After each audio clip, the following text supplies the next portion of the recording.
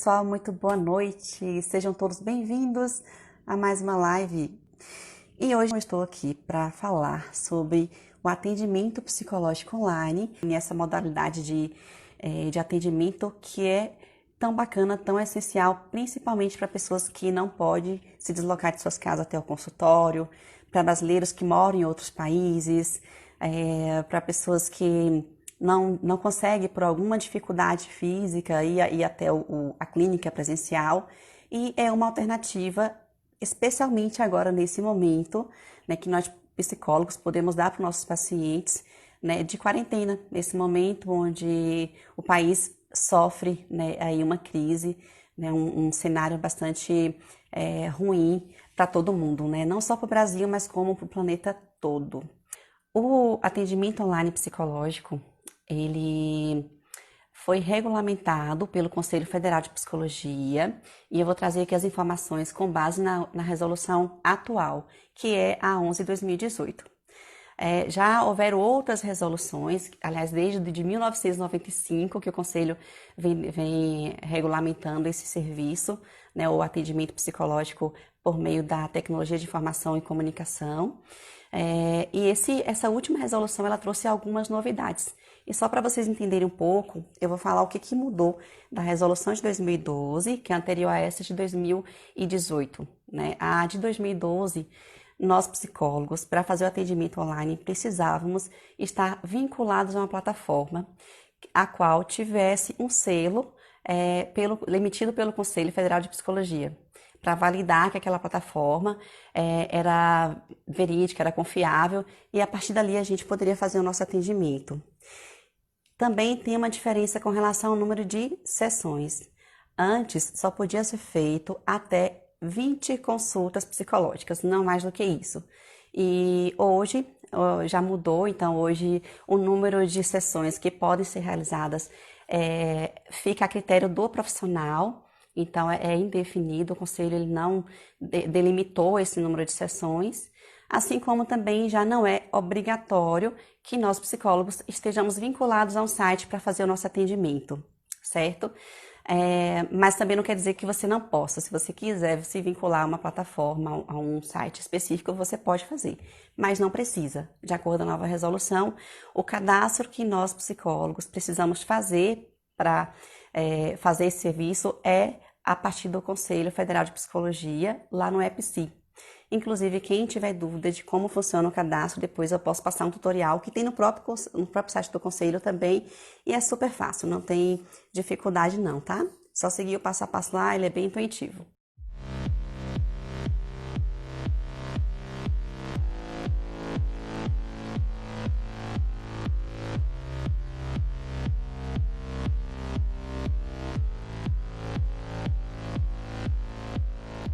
Faça parte do cadastro EPSI.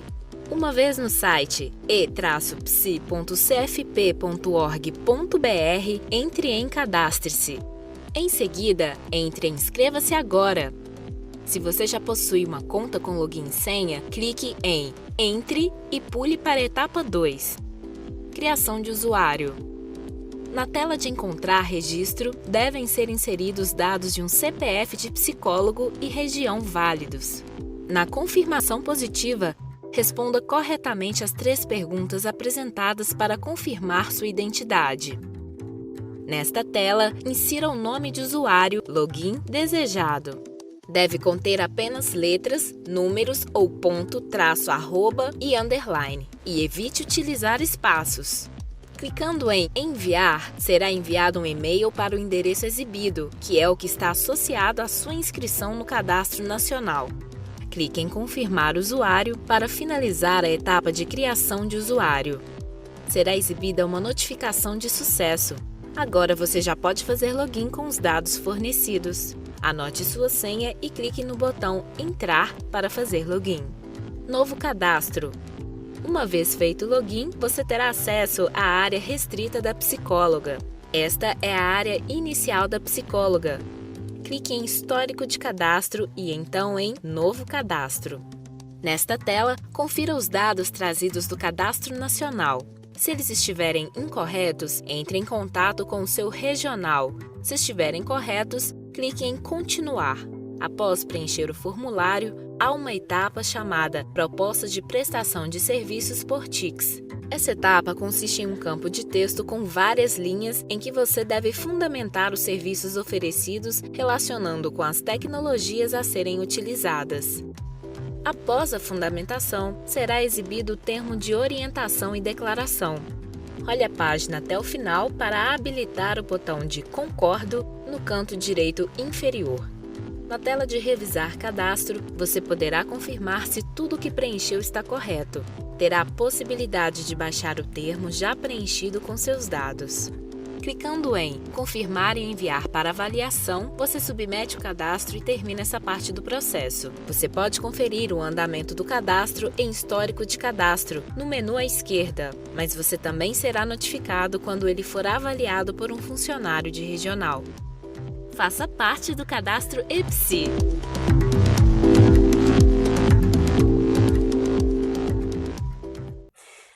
Então, a primeira coisa que o profissional precisa fazer para ficar apto para fazer esse atendimento é esse cadastro lá no site do Conselho Federal de Psicologia. Você entra no site e procura lá Cadastro EPSI, que é para vincular ao atendimento psicológico online. E aí, fazendo o cadastro, seguindo todas as etapas, sem pular nenhuma etapa, você envia lá todos os seus dados e vai guardar a aprovação do conselho. E essa aprovação ela é feita pelo conselho regional de cada local, certo?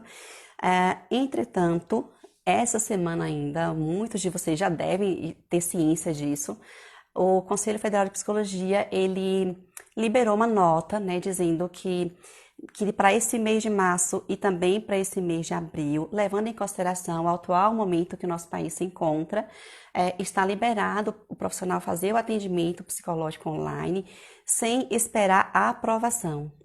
Mas observe que tem uma coisa muito importante aí, gente, sem esperar a aprovação para esses meses de março e abril, mas não está isentando o profissional de fazer o cadastro.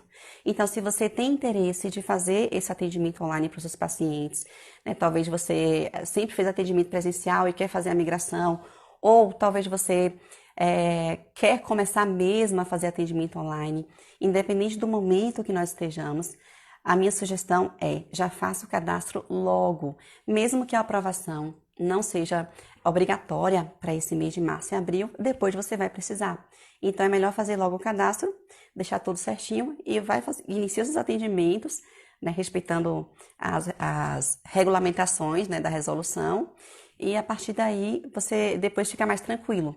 Então, está liberado fazer o atendimento psicológico online para os meses de março e de abril, sem esperar a aprovação, porque a aprovação ela tem um prazo de 30, 60 dias mais ou menos, depende de como está o movimento no conselho, mas não está isentando nós profissionais de fazermos o cadastro, certo?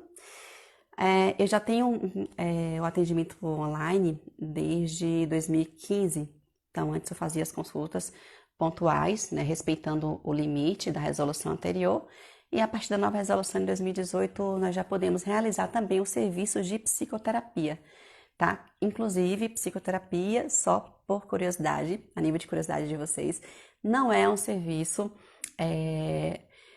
somente restrito ao psicólogo. Então, outros profissionais também podem fazer. Então, o conselho, ele prefere tratar de atendimento psicológico online ou consulta psicológica, que isso sim é restrito ao psicólogo. Certinho?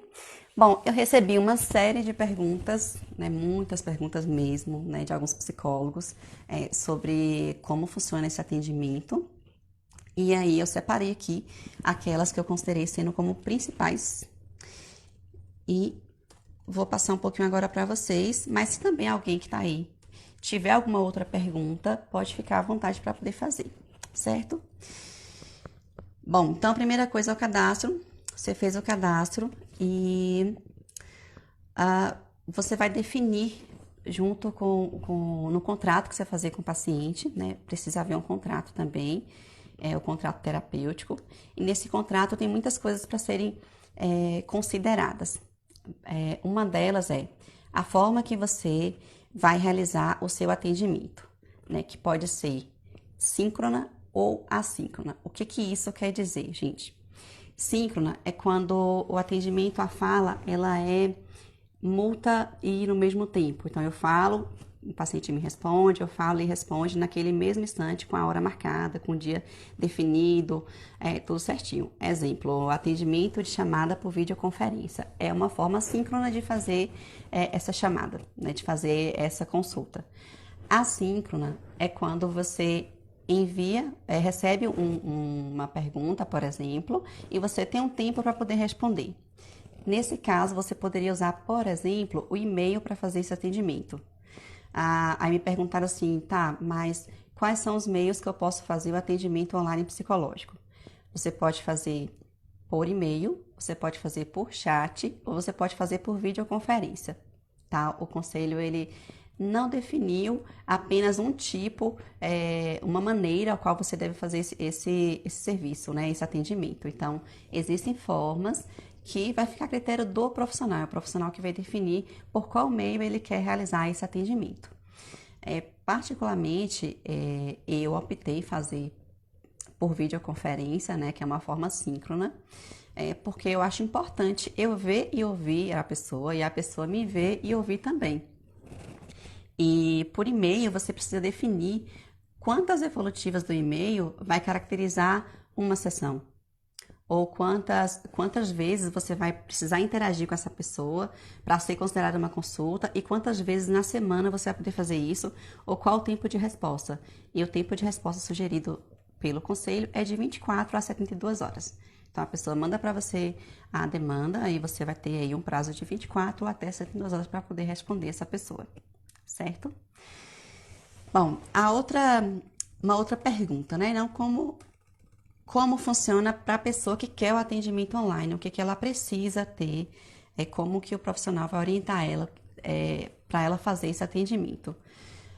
Primeira coisa muito importante, que o espaço que essa pessoa escolha, se for o atendimento por vídeo, tá, gente? O espaço que ela vai escolher para fazer essa sessão contigo precisa ser um espaço o qual não tem interferência de outras pessoas, não tenha sons externos ou som interno que possa atrapalhar, um local onde ela se sinta segura para falar o que ela quiser, da forma que ela quiser, que ela tenha liberdade, que ela tenha privacidade para isso, e também orientar ela quanto à internet.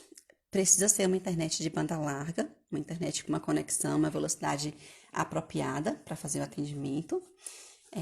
E também quanto ao aplicativo que você escolheu para fazer o atendimento. Então, pode fazer pelo WhatsApp? Pode. Pode fazer pelo Zoom? Também. Skype? Pode. Sim. Qual é a orientação sobre isso? O programa que você escolher para fazer o atendimento, eles precisam ser criptografados. O que isso significa é que ofereça uma segurança para você fazer esse tipo de serviço. Então, a gente precisa ter muito cuidado com relação ao sigilo, né, com relação à confidencialidade. Então, os programas que não forem criptografados, a gente não pode utilizar para prestar esse tipo de serviço. Então, o WhatsApp pode usar? Sim, pode. Os e-mails precisam ser criptografados. Então, sempre observar se o aplicativo que você escolheu para fazer o atendimento é um aplicativo seguro. Eu sugiro, né, eu uso muito o Zoom, porque o Zoom ele é leve, é fácil de mexer, então as pessoas que nunca mexeu, vai ter menos dificuldade para poder aprender.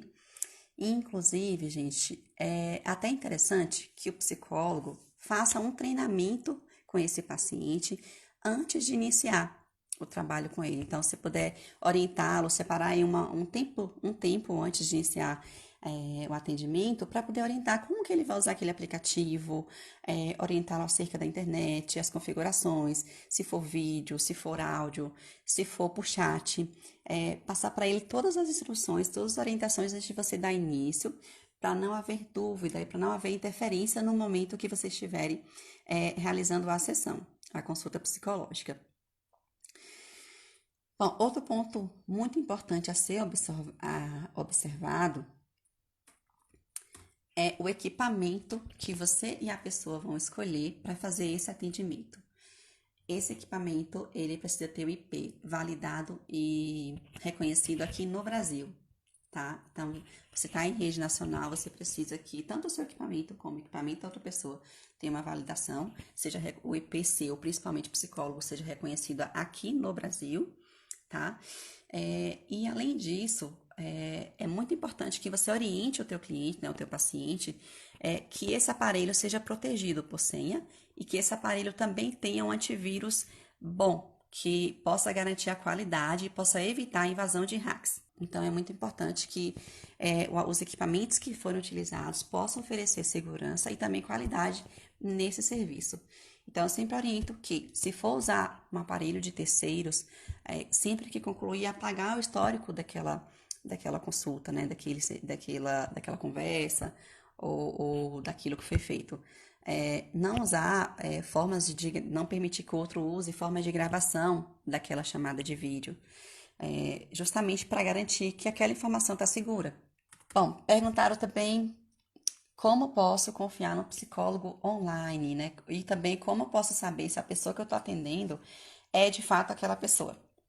O conselho orienta a fazer da seguinte forma: você, profissional, precisa ter critérios para identificar a veracidade da identidade dessa pessoa. É claro que para o contrato terapêutico a gente precisa solicitar o RG, o CPF e também a assinatura, gente. Tudo isso que eu estou falando para vocês precisa constar no contrato. O tipo do programa que vai ser usado, o horário da sessão, o dia definido, os dados da pessoa, os seus dados também, né, o seu CRP, o seu CPF, tudo isso precisa constar no contrato terapêutico. Se porventura acontecer algum problema com relação à internet, também tem que estar no contrato, que a internet tem que ser uma internet de banda larga. Todas as orientações que vocês vão passar para esse paciente também precisam constar no contrato, que tanto você como ele vão assinar, tá? E aí outra pessoa perguntou, né? Uma psicóloga perguntou, como que procede para assinatura se o atendimento é online e a pessoa mora em outro local? O que o conselho diz? Ele dá duas orientações. Pode ser pelo correio, né? Você enviar, ou pode ser também assinatura eletrônica, e aí já existem algumas plataformas que fazem, que vendem, na verdade, né? Esse serviço de você comprar e ter ali a assinatura eletrônica. E pode ser também como você enviar a documentação, a pessoa assina e ela escanear e te enviar de volta, tá? Então, isso para garantir que os dois estão cientes de tudo que está regindo aquela relação profissional, tá? Do psicólogo com o cliente. Gente, para quem é psicólogo e que está me acompanhando, eu até sugiro que vocês leiam o artigo 20 do nosso Código de Ética, tá? Tem toda a forma de fazer esse trabalho, sempre importante, sempre, em todos os trabalhos, na verdade, que o psicólogo fizer, é muito válido que a gente observe o Código de Ética, tá? Pra gente não fazer nada que seja fora do contexto do psicólogo de forma irregular. Então, nós temos um Código de Ética para ser seguido, para ser levado a sério, e não é um trabalho feito de qualquer jeito, né? Então, uma das coisas também que a gente vai inserir nesse contrato terapêutico é o contato entre as sessões. Então, às vezes a pessoa pode pensar, se o psicólogo está ali online, então eu posso acessar ele em qualquer momento. E não é bem assim. Isso também precisa ser bem definido. Então, eu até digo para os meus pacientes que eles podem manter contato comigo via WhatsApp para compartilhar desafios, compartilhar insights, né, em alguns momentos que eles consideram urgência. Né, alguns pacientes, em casos mais graves, eu deixo à disposição esse contato, caso eles precisem, para ter ali uma orientação emergencial.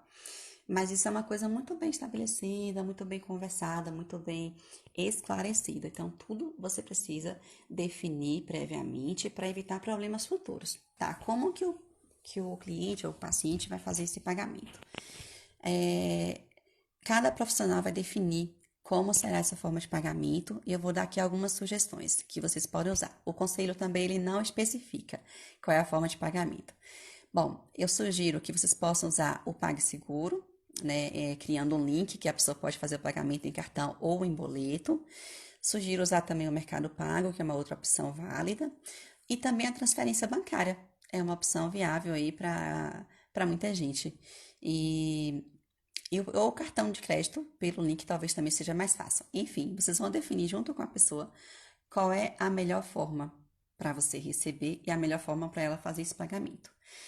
É importante que o pagamento seja feito previamente, tá, gente? Então, orienta teu paciente, teu cliente para fazer o pagamento previamente, te enviar o comprovante, né, ou pelo WhatsApp ou por e-mail, como vocês definirem, e aí sim depois para validar que aquele atendimento vai ser dado início, certo? O valor, me perguntaram sobre o valor, quanto cobrar, isso também é muito pessoal. Quem define o valor da sessão é cada profissional.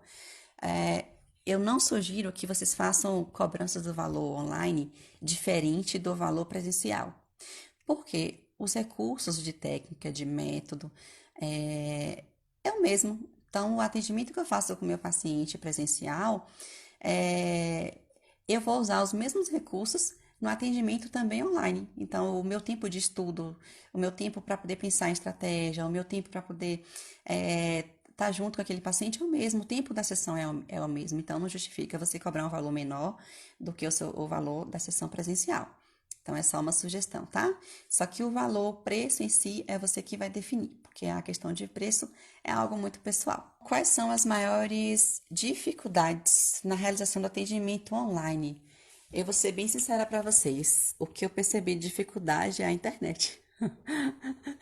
Às vezes a pessoa não tem uma conexão muito boa, e aí acaba não fluindo, acaba travando muito, tendo corte, e isso não é muito favorável. Então, por isso que é importante orientar desde o início, antes de iniciar o atendimento, que essa internet precisa ser uma internet muito boa. Inclusive, o profissional que quer fazer o atendimento online precisa oferecer recursos de qualidade.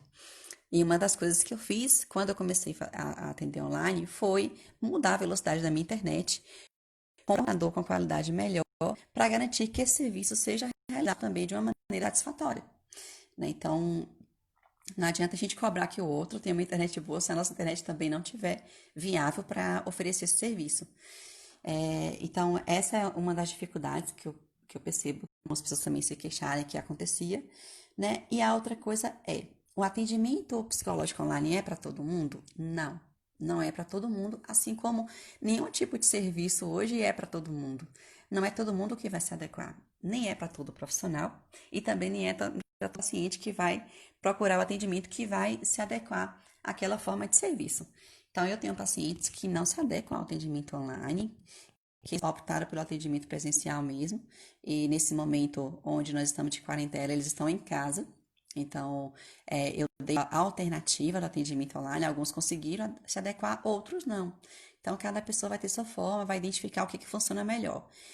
Como também não é para todo profissional. Então, tem profissional que não se dá bem com a tecnologia, e isso é tranquilo, tudo bem. Existem outras formas da gente realizar o nosso atendimento, que não é só o atendimento online. Mas o atendimento online ele é uma alternativa muito eficaz para os momentos para pessoas que não podem sair de suas casas para poder ir até o consultório, como também para pessoas que estão talvez em um lugar muito distante, e também para aquela pessoa que tem preferência por alguns profissionais. Então, eu tenho pacientes em outros lugares distantes que eles têm opções de outros profissionais na cidade onde eles moram. Mas vem a questão da escolha por empatia também. Às vezes a gente se identifica mais com um profissional, se identifica menos com outro, e aí vai fazendo a escolha em si. Bom, deixa eu ver o que mais tem aqui. Ah, sim. Tem uma pergunta que eu achei até interessante, né? Como divulgar o atendimento online? Como você dizer para as pessoas que você faz esse tipo de atendimento? Observem o Código de Ética, artigo 20. Volto a dizer, não deixem de ler o Código de Ética, não deixem de ler a resolução completa para vocês entenderem como isso funciona. Eu vou dar uma sugestão, tá? De divulgação do seu trabalho. No nosso Código de Ética não é permitido que a gente faça uma divulgação divulgando promoção de valores, 10 sessões por X, faça terapia comigo, né? Isso não é nada ético, tá, gente? Então, a minha sugestão é que vocês divulguem conteúdo para o público de vocês, conteúdos que possam ajudá-los, inclusive, a enfrentar, a passar por esse momento que é tão difícil para todo mundo, né? A pensar aí o que teu público gostaria de ouvir, como que você pode ajudar as pessoas que estão próximas a você a partir do que você sabe, e aí as pessoas vão conhecendo você. né? As pessoas vão tomando conhecimento do seu trabalho, vão tomando conhecimento de como você se posiciona diante de determinados assuntos. E a partir daí elas vão entrando em contato contigo. E quando ela entrar em contato contigo, você vai dar as alternativas. Olha, eu faço atendimento online, eu faço atendimento presencial. E nesse momento, o atendimento online é uma das alternativas muito valiosas porque as pessoas não estão podendo sair de casa. E é muito importante que a gente respeite todas as recomendações de prevenção da OMS, né, que é a Organização Mundial de Saúde, como também do Ministério de Saúde, e também respeitar e obedecer os decretos dos nossos governantes com relação às medidas de prevenção nesse momento, né, de combate à pandemia que é a do coronavírus. Não deixar de observar esses métodos é a forma que cada um tem aí de poder contribuir nesse combate. E infelizmente tem muita gente negligenciando esse momento, e não é para ser negligenciado, como também não é para ter um desespero, né? Não é para entrar em pânico. E sim para a gente pensar em alternativas, né? O que está ao nosso alcance, o que a gente pode fazer nesse momento para poder ajudar, o que eu posso fazer em casa para passar o meu tempo, para aproveitar esse tempo que para muita gente está tão ocioso. Bom, gente, então é isso. Eu quero aqui agradecer aí a audiência de todo mundo, agradecer a participação. Foi bom estar com vocês esse tempo. Espero aí que eu possa voltar mais vezes. E é isso. Um abraço e até mais. Tchau, tchau.